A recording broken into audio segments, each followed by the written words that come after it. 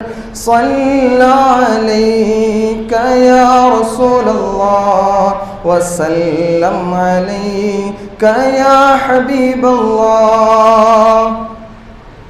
ہے ان کو امت سے پیار کتنا، کرم ہے رحمت شعار کتنا.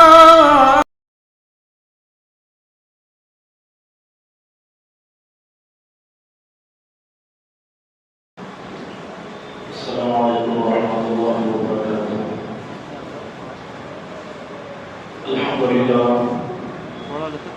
الحمد للہ رب العالمین والعاقبۃ للمتقین والصلاة والسلام على سید الاشرف الانبیاء والمرسلین وعلى آلہ الطیبین الطاہرین واصحابہ الاکرمین الاکرمین اجمعین. أما بعد فقد قال الله تبارك وتعالى في القرآن المجيد والفرقان الحميد. أعوذ بالله من الشيطان الرجيم. بسم الله الرحمن الرحيم. وإذا سألك عبادي عني فإني قريب أجيب دعوة الداع إذا دعان فليستجيبوا لي وليؤمنوا بي لعلهم يرشدون. صدق الله العظيم. قال الله تبارك وتعالى في شأن حبيبه تعظيما وتكريما إن الله وملائكته يصلون على النبي يا أيها الذين آمنوا صلوا عليه وسلموا تسليما. اللهم صل على سيدنا محمد وعلى آله وصحبه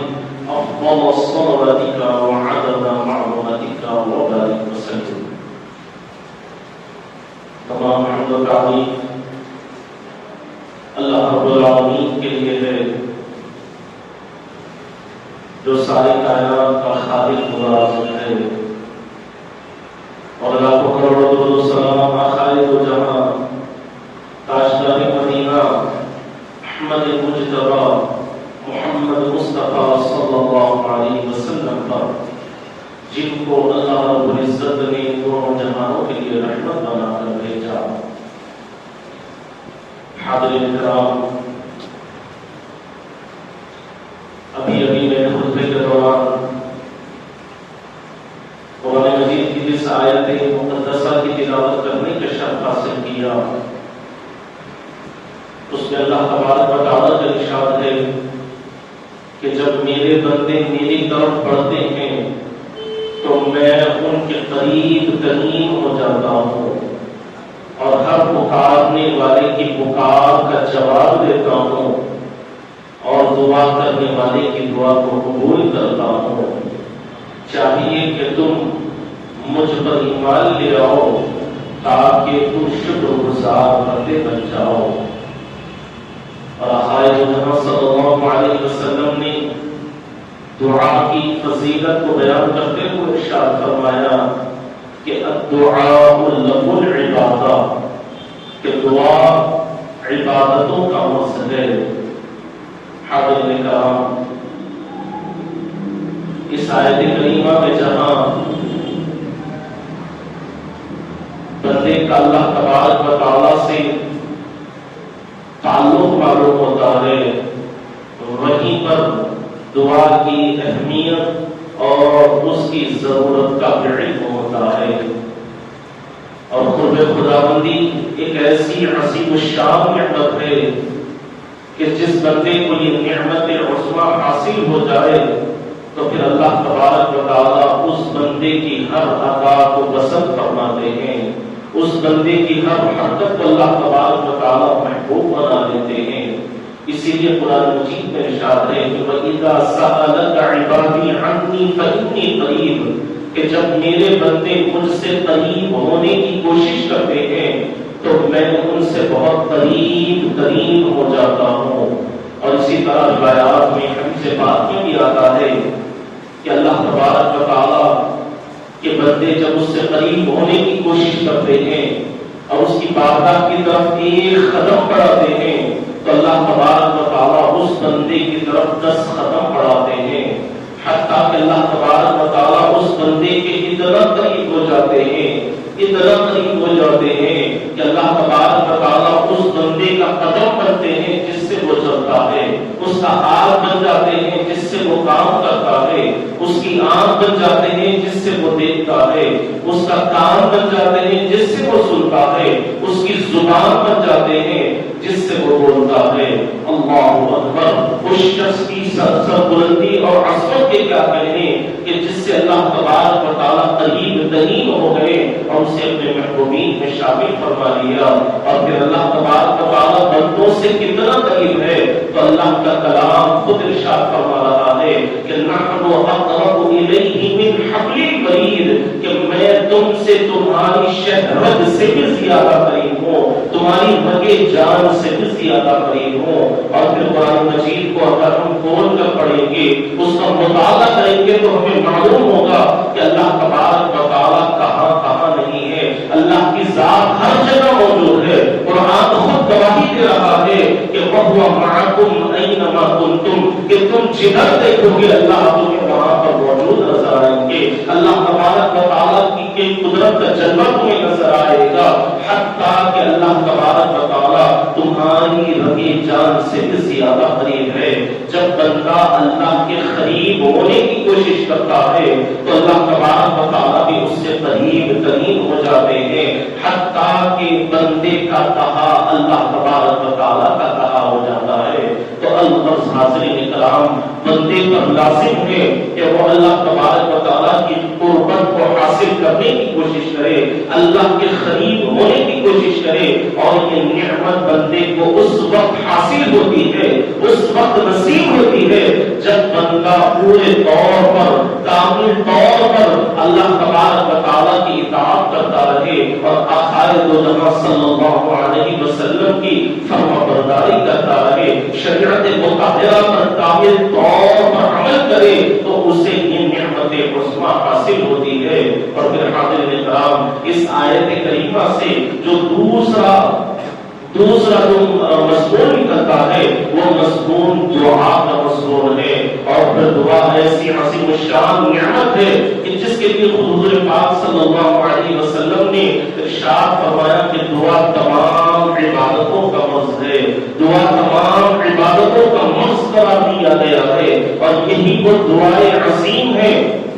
کہ جسے سید العالم والعجب صلی اللہ علیہ وسلم نے مومن کا اختیار قرار دیا ہے۔ یہی دعا وہ مبارک عطا ہے جو ابو البشر سیدنا آدم علیہ السلام سے لے کر آج تک ہر دور میں، ہر زمانے میں جاری و ساری ہے۔ لیکن حاضرین کرام، اگر دعا کو اس کے قواعد، اس کے ضوابط، اس کے اصول کے ساتھ شریعت میں جو مقرر کیے گئے ہیں اس کے ساتھ اگر ہم دعا مانگیں گے تو یقیناً پھر ہماری دعا کی قبولیت میں شک و شبہ کا کی گنجائش ہی پیدا نہیں ہوتی، شک و شبہ کیا ہی نہیں جاتا۔ کچھ حضرات کے ذہنوں میں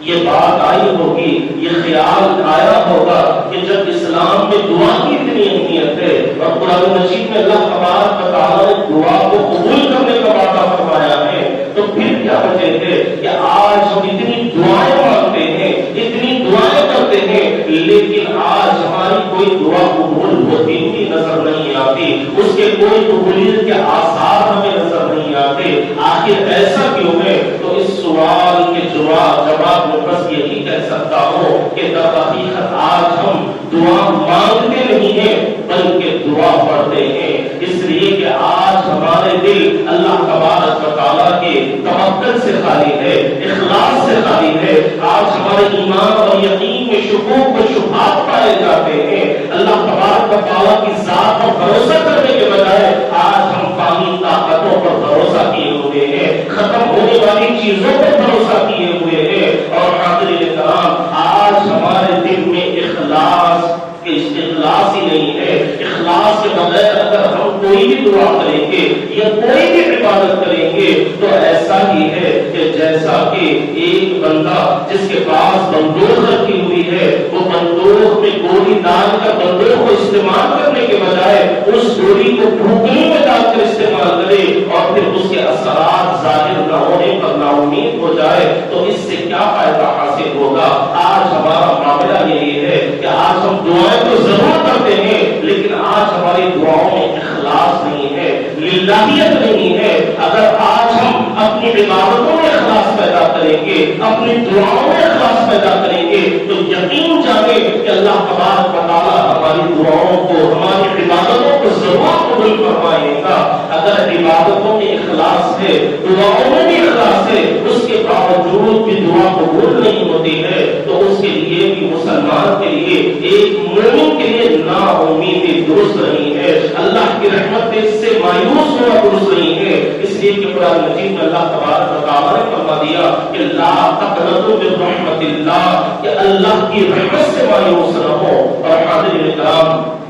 اگر حدیث پاک کو اٹھا کر دیکھیں گے تو ہمیں پتا چلے گا کہ دعا کی قبولیت کے 3 قسمیں ہیں جو آقائے دو جہاں صلی اللہ علیہ وسلم نے ارشاد فرمائی ہے۔ پہلی دعا کی قبولیت کا درجہ یہ ہے کہ جب بندہ اللہ تبارک و تعالیٰ سے کوئی چیز مانگتا ہے، کوئی چیز طلب کرتا ہے تو اللہ تبارک و تعالیٰ اس مانگنے والے کی کیفیت کو دیکھتے ہیں۔ اگر وہ بندہ برداشت کرنے کی صلاحیت رکھتا ہے، جس چیز کا مطالبہ کر رہا ہے، اگر وہ اسے برداشت کر سکتا ہے تو پھر اللہ تبارک و تعالیٰ اسے وہ چیز عطا فرما دیتے ہیں۔ اور دعا کی قبولیت کا دوسرا درجہ آقائے دو جہاں صلی اللہ علیہ وسلم نے یہ ارشاد فرمایا کہ جب بندہ کوئی چیز طلب کرتا ہے لیکن وہ اسے برداشت کرنے کی طاقت نہیں رکھتا تو پھر اللہ تبارک و تعالیٰ اس کی مانگی ہوئی چیز کے بجائے کوئی اور چیز اسے عطا فرماتے ہیں،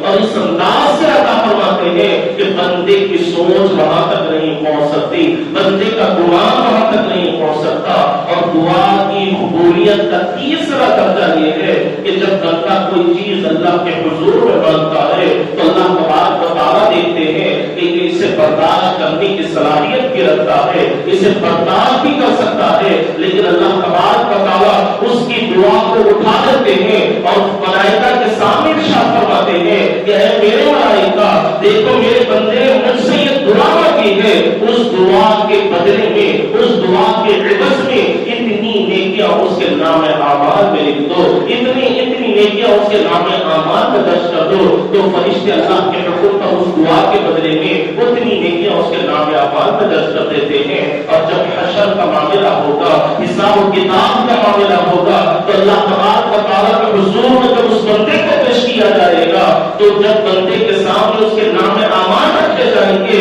تو بندہ حیران ہو جائے گا اور عرض کرے گا کہ مولا میں نے اتنے اچھے اعمال کرنے کیے تھے، اتنے اچھی میری نیکیاں کرنی ہیں، لیکن آج میں کیا دیکھتا ہوں کہ میری نیکیوں کا پلڑا مجھے بھاری نظر آ رہا ہے۔ مولا میرے نام اعمال میں اتنی نیکیاں کہاں سے آ گئی؟ تو اللہ تبارک و تعالیٰ ارشاد فرمائیں گے کہ اے بندے، تو نے خدا وقت میں مجھ سے یہ دعا مانگی تھی، یہ اس کی اتنی نیکیاں ہیں، خدا وقت میں اتنی دعائیں مانگی تھی، یہ اس کی نیکیاں ہیں۔ ایک ایک دعا اللہ تبارک و تعالیٰ بتاتے جائیں گے اور اس کی نیکیاں اس کے سامنے رکھتے جائیں گے۔ جب بندہ اللہ تبارک و تعالیٰ کے حضور میں اس نعمت کو دیکھے گا، ان نیکیوں کو دیکھے گا تو حضرت یاس کے آدم میں پکار اٹھے گا کہ مولا میری ساری زندگی میں ایک دعا بھی قبول نہ ہوتی تو اچھا ہوتا، آج میری نیکیوں میں خوب اضافہ ہوتا چلا جاتا۔ تو حاضرین کرام، اس سے معلوم ہوتا ہے کہ کسی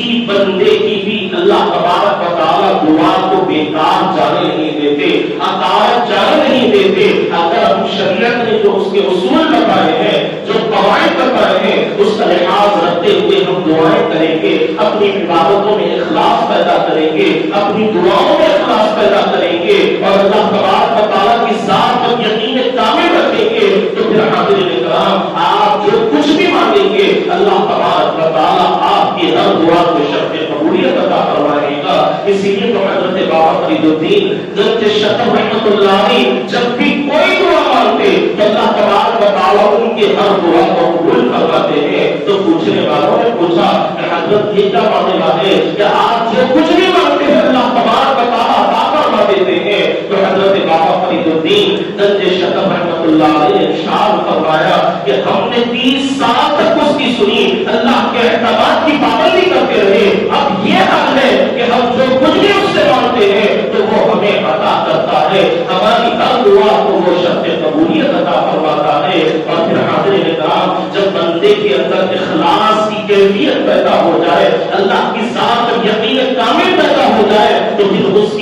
عظمت و شان کے کیا کہنے، اس کی رفعت اور سربلندی کے کیا کہنے کہ جب بندہ اللہ کے حضور میں جو کچھ بھی مانگتا ہے تو اللہ تبارک و تعالیٰ اسے ہر چیز عطا فرما دیتے ہیں۔ اس کو سمجھنے کے لیے بس یہی ایک واقعہ کافی ہے کہ حکایات میں آتا ہے کہ حضرت بایزید بستامی رحمۃ اللہ علیہ جو بہت بڑے ولی کامل گزرے ہیں، اللہ کے محبوب ترین ولی گزرے ہیں، آپ کی سیرت مبارکہ میں آتا ہے کہ ایک مرتبہ ایک کچھ شہر کے لوگ آپ کی خدمت میں حاضر ہوئے اور گزار ہوئے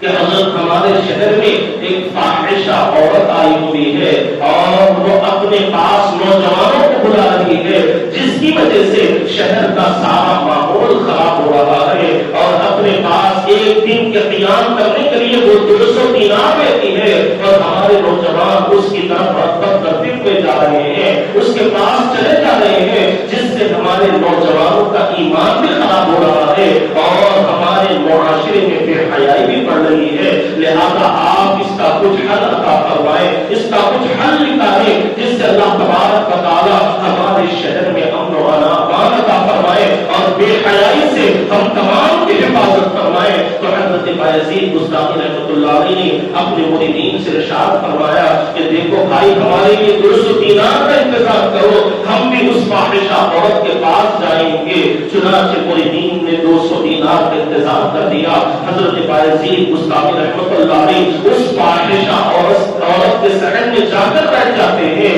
جیسے ہی جو شخص اس کے صحن میں آتا ہے، اس کے گھر کے پاس آتا ہے اور حضرت بایزید بستامی رحمۃ اللہ علیہ کو دیکھتا ہے تو بڑا شرمندہ خاطر ہو کر وہاں سے واپس چلا جاتا ہے، اور ادھر یہ خاتون دن بھر اپنی گاہکوں کا انتظار کر رہی تھی، اپنے کسٹمرز کا انتظار کر رہی تھی۔ چنانچہ جب اس نے اپنی خادمہ کو کہا کہ جاؤ ذرا باہر کا حال تو دیکھو کہ آج کوئی نوجوان بھی میرے پاس نہیں آیا ہے، آج ہماری آمدنی میں کوئی اضافہ نہیں ہوا ہے۔ چنانچہ اس کی خادمہ جب باہر آتی ہے اور وہاں کا منظر دیکھتی ہے تو اندر جا کر اپنی مالکہ سے کہتی ہے کہ حال وجہ یہ ہے کہ باہر ایک فقیر بیٹھا ہوا ہے اور جو بھی آتا ہے اس فقیر کو دیکھ کر وہاں سے واپس لوٹ جاتا ہے۔ تو اس عورت نے کہا، اس فاحشہ عورت نے کہا کہ جاؤ اس فقیر سے کہہ دو کہ یہاں ہر اس شخص کو آنے کی اجازت ہے جو اپنے ساتھ 200 دینار لے کر آتا ہے، اگر دینار لے کر آیا ہے تو بالکل آنے کی اجازت ہے، ورنہ یہاں سے واپس لوٹ جائیں۔ چنانچہ خادمہ آ کر اس فاحشہ کا پیغام سنا دیتی ہے، حضرت نے 200 دینار سے عطا فرما دیے۔ چنانچہ آپ کو اندر آنے کی اجازت مل گئی۔ جب آپ اندر تشریف لے جاتے ہیں اور ایک حجرے میں بیٹھ جاتے ہیں تو وہ فاحشہ عورت بن سمر کر آپ کے سامنے آتی ہے۔ تو حضرت بایزید بستامی رحمۃ اللہ علیہ نے ارشاد فرمایا، کیا تم کو دینار مل گئے؟ تو اس نے ہاں میں اپنا سر ہلایا اور خوشی کا اظہار فرمایا۔ تو پھر آپ نے ارشاد فرمایا کہ آج رات تم میری ملکیت ہو، میں تم کو جو حکم دیتا تمہیں اس پر عمل کرنا ہوگا۔ تو اس نے ہاں میں سر ہلایا تو آپ نے ارشاد فرمایا کہ جاؤ یہ فاخرانہ لباس اتار کر سادہ لباس پہن کر آؤ۔ چنانچہ وہ واپس جا کر سادہ لباس پہن کر آتی ہے۔ حضرت بایزید بستامی رحمۃ اللہ علیہ نے اسے وضو کروایا، وضو کرنے کے بعد اسے آپ نے نماز پڑھنے کا حکم دیا۔ جب وہ نماز پڑھنے کے لیے کھڑی ہو جاتی ہے تو ادھر حضرت بایزید بستامی رحمۃ اللہ علیہ اپنے ہاتھوں کو اٹھا کر اللہ کی بارگاہ میں عرض کرتے ہیں کہ مولا تیرے دربار میں لا کر کھڑا کرنا میرا کام تھا، مولا اس کے دل کو پھیرنا تیرا کام ہے۔ اے مخلب القلوب، اے دلوں کو پھیرنے والے، تو اس کے دل کو پھیر دے اور اسے صراط المستقیم پر لا کر کھڑا کر دے۔ تو حاضرین کرام، ابھی حضرت بایزید بستامی رحمۃ اللہ علیہ کی دعا مکمل بھی نہ ہوئی، وہ فوراً بے ہوش ہو کر زمین پر گر جاتی ہے۔ جب ہوش آتا ہے تو اپنی گناہوں سے توبہ کرتی ہے، اور سیرت مبارکہ میں آتا ہے کہ اس نے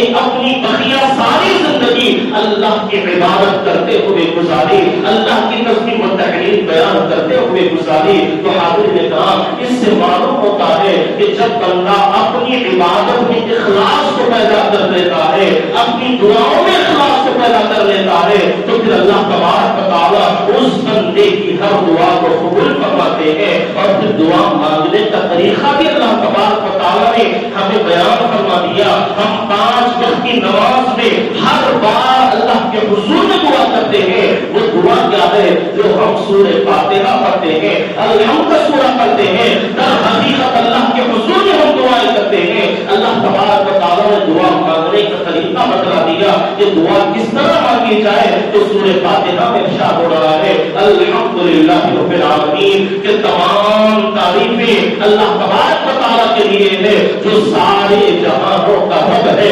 سارے جہانوں کا پروردگار ہے. الرحمن الرحیم, کہ جو رحم کرنے والا بھی ہے اور معاف کرنے والا بھی ہے, بڑا نہایت ہی کرم کرنے والا ہے. مالک یوم الدین, قیامت کے دن کا بادشاہ ہے. اس کے بعد پھر ارشاد ہو رہا ہے کہ ایاک نعبد, کہ ہم تجھ سے تیری ہی عبادت کرتے ہیں, وہ ایاک نستعین, تجھ ہی سے مدد مانگتے ہیں. تو حاضرین کرام, یہ جو آیات مبارکہ ہے اس میں بتلایا گیا کہ جب تم اللہ کے حضور میں دعا کرو تو پہلے اللہ کی تعریف, اس کی حمد و ثنا بیان کرو, اس کی تعریف و توصیف بیان کرو. اس کے بعد ارشاد ہو رہا ہے کہ اہدنا الصراط المستقیم, کہ اللہ ہم کو سیدھے راستے پر چلا. کن کے راستے پر چلا؟ صراط الذین انعمت علیہم, کہ ان لوگوں کے راستے پر چلا جن پر تو نے اپنا انعام فرمایا ہے, جن کو تو نے اپنی رحمتوں سے مالامال فرمایا ہے. غیر المغضوب علیہم ولا الضالین, کہ مولا ان لوگوں کے راستے سے ہماری حفاظت فرما